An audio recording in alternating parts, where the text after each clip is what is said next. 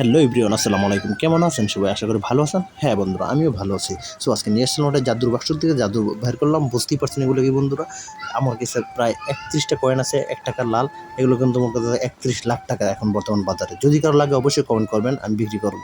এই 1 দেখেন, এই 2, এই 3 নম্বরটা, 4, 5, 6, 7, 8, 9, 10, 11, 12, 13, 14, 15, 16, 17, 18, 19, 20, 21, 22, 23, 24, 25, 26, 27, 28, 29, 30, 31।